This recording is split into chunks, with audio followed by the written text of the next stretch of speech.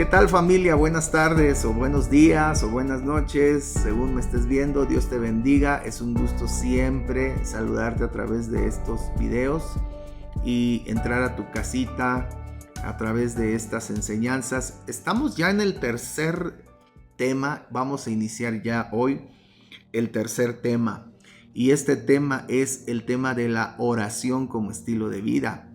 Qué importante es este tema porque es, creo que, la base fundamental de nuestra relación con Dios. Hoy tenemos acceso libre para poder comunicarnos, estar en comunión con Dios. Él desea tener comunión con sus hijos y esto es a través de la oración. Vamos a empezar a entender un poquito más, a lo mejor vamos a cambiar un poquito la perspectiva de lo que teníamos, de lo que era la oración. Pero ¿qué es la oración? Muchos lo confunden con un rezo y en algún momento a lo mejor te han preguntado a ti ¿qué diferencia hay entre rezar y orar? O te han dicho vamos a rezar por fulanito o por los alimentos y no es así, no es lo mismo. No es lo mismo rezar que orar. No, claro que no es lo mismo. Nosotros nunca hemos enseñado ni practicamos el rezo. Nosotros sí procuramos, ¿verdad?, empezar a tener una vida de oración. Bueno, el rezo en sí, ¿qué es? El rezo, pues, viene siendo como una obligación religiosa, ¿verdad? Viene siendo como un tipo de tratar de hacer, tener que hacer.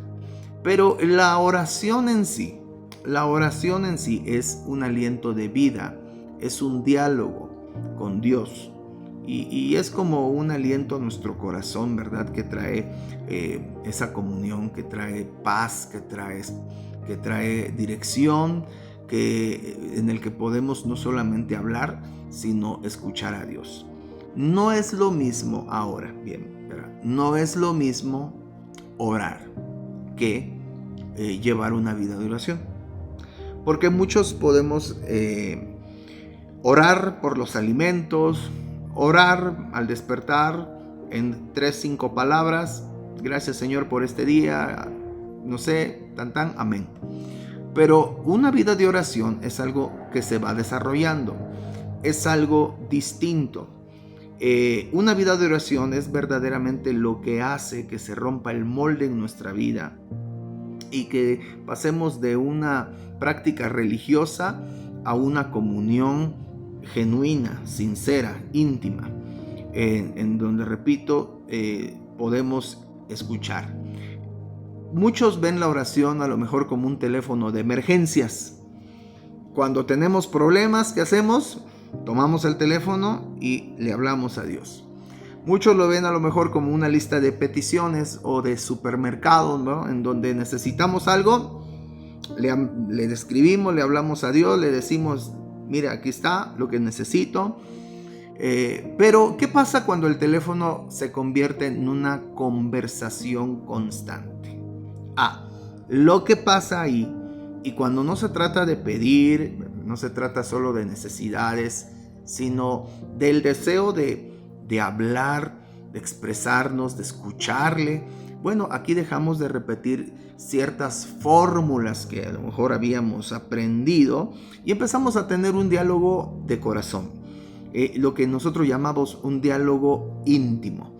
Y esta es la oración verdadera. Esta es la oración que Jesús nos enseña en la palabra, que Dios quiere tener con nosotros. Es esa relación que Dios quiere tener con nosotros. Diálogo es una comunicación abierta y directa entre dos personas, donde una habla y la otra escucha. Entonces, no se trata de repetir palabras nada más y de estar repitiendo, sino se trata de escuchar a Dios. Entonces, cuando nosotros rezábamos, ¿verdad? Si tú acostumbrabas antes a rezar, pues lo que hacía era repetir palabras y las mismas palabras, pero la oración no se trata de eso.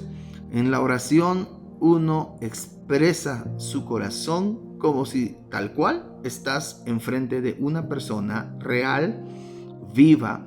Imagínate que quieras hablar con tu esposa, ¿verdad? Y ¿qué pasaría o te gustaría tu esposa que tu esposo solo estuviera dándote repeticiones y repeticiones, y que muchas veces ya ni lo sientes, sino simplemente es como se sentiría extraño. Pero cuando te abre el corazón, ¿verdad? Cuando cuando un hijo le abre el corazón a su padre, ¿qué sientes cuando tu hijo o tu hija te abre el corazón? ¿Qué sientes cuando te tiene confianza? Cuando no está repitiéndote palabras, ni te está buscando para pedirte algo, sino simplemente quiere estar contigo, quiere platicar contigo. Eso es lo que siente nuestro Padre, es lo que busca nuestro Padre. El propósito de la oración, ¿verdad? No es que sea algo que haces, sino que este sea o se convierta en la atmósfera que vives. Ese es el propósito de la oración.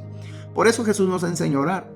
Y no nos enseñó a orar con un modelo religioso, sino nos enseñó a orar, ¿verdad?, bajo un modelo de intimidad. Vamos a ver, ¿verdad?, que en el libro de Lucas, capítulo 11, versículo 1, él tenía tanta intimidad con el Padre que los discípulos, un día al verlo orar, le pidieron al Señor Jesús: enséñanos a orar. Ahí ustedes lo pueden leer en Lucas, capítulo 11, versículo 1. Fíjate que no le pidieron enséñanos a predicar en ese momento, no le pidieron enséñame a hacer milagros, no le pidieron enséñanos a profetizar, le pidieron enséñanos a orar. Imagínate qué tan impresionante, qué tan hermosa, qué tan inspiradora, no sé, era su oración, tan sincera, tan genuina, que lo que los discípulos inmediatamente le pidieron era: enséñanos a orar. Creo que él rompió en ese momento, o todos sus moldes, sus estereotipos, paradigmas o esquemas, en ese momento se rompieron y dijeron: ¿qué es esto? ¿Cómo es qué forma de orar es esta, no? Y así lo mencionan en los evangelios, ¿verdad? En los evangelios se menciona frecuentemente cómo Jesús oraba e incluso buscaba lugares a veces un poco solitarios o aislados para poder tener comunión, intimidad con el Padre. Él oraba mucho, buscaba los montes altos. Puedes ver tú, por ejemplo, en el libro también de Lucas, en el capítulo 5, versículo 16, y él no lo hacía por obligación, no lo hacía porque lo tenía que hacer, sino lo hacía porque él buscaba ese espacio para tener una intimidad con el Padre, estar a solas con el Padre. Ahora, mira el ejemplo en el libro de Marcos, capítulo 1, versículo 35. Dice lo siguiente: a la mañana siguiente, antes del amanecer, Jesús se levantó y fue a un lugar, ¿cómo? Aislado, dice aquí, para orar. ¿Por qué buscaba lugares solitarios? Bueno, en la soledad creo que Jesús podía tener ese diálogo, pero además podía estar a lo mejor un poquito libre de interrupciones, pues de los discípulos que todo el tiempo estaban preguntando, estaban hablando de la gente, de las necesidades de la gente que él atendía, cuánta gente lo buscaba. Él necesitaba privacidad, él necesitaba estar a solas con su Padre. Y él generalmente lo hacía de madrugada, lo hacía o muy de mañana, ¿verdad? ¿Por qué? Porque de esta manera creo que él establecía, y esto es algo que también hemos aprendido, lo primero del día. Lo primero, lo prioritario, la primicia, ¿verdad? Él sabía que la fuente de su poder era más importante que su trabajo. Y él trabajaba. Él era carpintero, era su oficio. Pero más importante que eso era el tener comunión con su Padre en el día a día. En el día a día. Lo primero era tener comunión, y por eso lo hacía muy de mañana, dice la palabra de Dios. No oraba para que le fuera bien en el día. Yo te digo, no ores para que solo te vaya bien en el día. Ora para que tu día sea la agenda de Dios, o sea, el día de Dios. Entonces, aquí aprendemos a pasar de repeticiones vanas o vanas palabrerías a una relación. En la oración, entonces, no existen vanas palabrerías. Jesús mismo criticaba eso a los fariseos. ¿Qué hacían ellos, los fariseos? Pues usaban tanta elocuencia y palabrería para que pues impresionaran al pueblo, y lo hacían en las calles abiertamente para que los vieran, o cuando ayunaban. Pero él criticaba mucho eso en los fariseos. él más que nada expresaba sus deseos, expresaba sus angustias, expresaba, ¿verdad? Y finalmente, él rendía toda su voluntad al Padre a través de su oración. Siempre terminaba rindiendo totalmente su voluntad al Padre. Hágase tu voluntad y no la mía. Quiero decirte, y sí, que en varias ocasiones lo he mencionado, creo que una de las mejores oraciones que podemos hacer nosotros es decirle al Padre: Señor, hágase tu voluntad y no la mía. Aquí es donde entonces empezamos a tener un cambio de mentalidad. Mira, Dios no es un genio de la lámpara maravillosa, que en cualquier momento vamos y la frotamos para pedir deseos. Tampoco no es un Alexa, ¿verdad?, lleno de algoritmos en donde le decimos algo para que responda tal cual, que se activa con palabras mágicas. No, Dios es Dios y es soberano. Es soberano y es un padre, y es un padre amoroso, ¿verdad? Que lo que busca es nuestra honestidad en el corazón. Amén. A veces nosotros nos sentimos enojados y por eso no oramos. Nos sentimos cansados y por eso no oramos. Nos sentimos tristes y por eso no oramos. Muy ocupado. Bueno, siéntete enojado y enojado. Así puedes acercarte a Dios y puedes decirle: Señor, me siento así. Cuando estás triste, me siento así. Cuando estés deprimido, me siento así. Y créeme que Dios no te va a juzgar. Él te va a escuchar como un padre amoroso y además un padre perfecto. Si nosotros, que no somos perfectos como padres, si amamos a nuestros hijos y los vemos en una condición así, a veces los llamamos para escucharlos, ¿cuánto más nuestro Padre, que es perfecto? Él no es humano como nosotros, Él es amor. Es más, quiero que aprendas algo. Dios es amor, no tiene amor. Él es el amor, Él es perfecto. Entonces puedes acercarte confiadamente, y así lo dice su palabra, confiadamente al trono de la gracia. Entonces la verdadera oración comienza donde termina la apariencia religiosa. Por eso ahora podemos llamarle Abba. ¿Qué es Abba? Abba es una palabra de extrema confianza, como un niño cuando le dice a su papá: papito. Esto es lo que podemos decirle ahora al Señor, ¿verdad? Dios no necesita un lenguaje complejo para hablar con nosotros, sus hijos. Solo necesita confianza, honestidad, disposición, ¿verdad? Él nos ama. La oración no es un examen de elocuencia, iglesia. No es un examen de elocuencia en donde vamos a ver qué tantas palabras me sé para poder orar. A ver, ora tú en una oración, ¿verdad? A veces congregacional. Es que no sé orar. ¿Sabes hablar? Sabes orar. Entonces, solo es que necesitamos empezar a tener un poco más de tiempo en comunión con el Padre, confianza con Dios.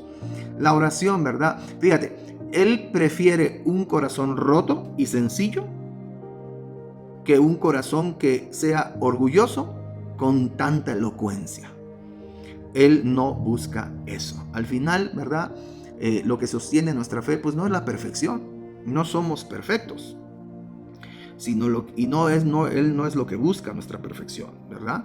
Sino la fidelidad de nuestro corazón y la disposición de nuestro corazón. Por último, ¿cómo hacerlo un estilo de vida práctico? Bueno, yo te voy a dar 3 puntos importantes. Yo espero que tú este tema lo tienes que estar practicando. No es un tema para estar anotando solo en una libreta. Anota, pero es algo que tienes que vivir. Por eso se llama la oración como un estilo de vida. Recuerda, no es lo mismo orar que un estilo de vida o una vida de oración. No es lo mismo orar que llevar o tener una vida de oración. Punto número 1, y yo creo y te aconsejo para que la oración sea algo práctico en tu vida. Lo primero que tienes que buscar y procurar es tener un lugar secreto. Ese lugar secreto, ese lugar íntimo. El primer punto, siempre para aterrizarlo, será tu hogar, tu casa, ¿verdad? Y ahí es donde empieza la verdadera oración. Cuando ese cuarto, esa oficina se abre a la intimidad, entonces yo te recomiendo que busques un lugar, tengas un lugar secreto. Puede ser yo no digo escondido, ¿no? O sea, puede ser a lo mejor un rincón de tu sala, en un momento que sabes que en ese momento no hay nadie, o ya se fueron a dormir. Puede ser tu oficina, puede ser tu taller. Te recomiendo que siempre haya un lugar aislado, privado, un lugar en donde tú puedas tener como una mesa de diálogo con el Señor, ¿no?